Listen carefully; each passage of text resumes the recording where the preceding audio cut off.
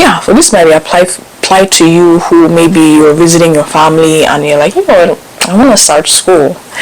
And you can. I switched mine when I went to the Caribbean for med school, and I was like, medicine is not for me, so sorry.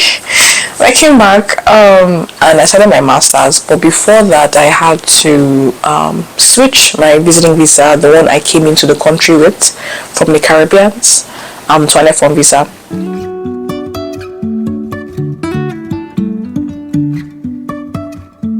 Life is a winding road. Welcome back to Chika's Diaspora Diaries. My name is Chika. I make fun videos of value, wholesome videos for international students who are here or maybe about to come here. Fun vlogs. I'm also married, so sometimes you see some relationship content.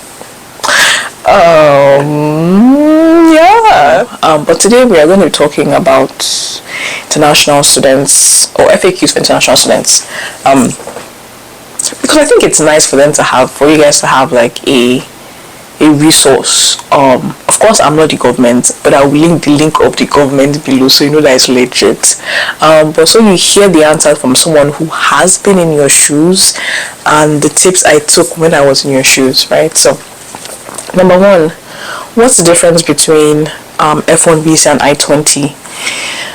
An I-20 is a document that a school that has granted you admission will give to you, and you use that document to go to the embassy in your home country to get an F1 visa. So your I-20 is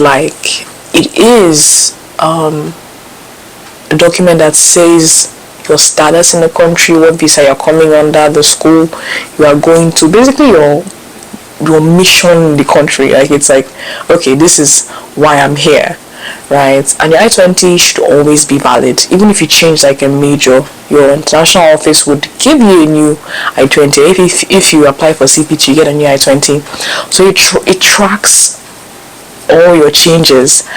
And very important, when you want to apply for be that H1B or the green card, you need to have a copy of your I-20s. I know when I did for my H1B, they asked me to have a copy. Like, I had to dig out every copy for every major change, for every CPT change, every new I-20 I got issued. They would advise you have a copy. It helps your process, so keep those well, right? Even if you don't need it, even if your status changes and there's an old one, hold on to the old one. Your F1 visa can expire, Its main goal is to help you enter the country, and once you are entered and you maintain a good status, you're in good standing, then you don't need your F1 visa as much. Except you're leaving the country, then you need it to come back. So, alright, number two, can you switch your visiting visa, that's B2 visa, to an F1 visa? Yeah, for this might apply to you who maybe you're visiting your family and you're like, I want to start school. And you can. I switched mine when I went to the Caribbean for med school, and I was like, medicine is not for me, so sorry. I came back and I started my master's, but before that I had to switch my visiting visa, the one I came into the country with from the Caribbeans, to an F1 visa. I think it took 9 months. I could be wrong. But I know that they kept telling me, because if you stay too long on your B2 visa, you could violate it. So there's that balance between applying and making sure your application won't take too long. That's your approval of your change of status won't take too long while you're waiting on your B2 visa, because if it does, then you could violate your visiting visa and you're in trouble. So I was almost about to do that, but I was God's baby girl. It worked out. But yeah, you can't do that. What is, I think they call it SEVP or SEVP. Okay. And how does it affect international students? So it's the full meaning of the acronym is Student and Exchange Visitor Program Certification. This is what authorizes schools to issue you an I-20. So not every school has it. Not every school is certified. So that's something you want to make sure your school is. And if they are issuing an I-20, They probably are. Except it's fake, then that's a problem. But there's a way to check if your school is SEVP certified. I'll leave that link below. Yeah. Are international students allowed to transfer schools? Yeah, excuse you. Yes, you are but you have to transfer schools to another school that's SEVP certified. So yeah. Can international students drive in the US? Yeah, you can.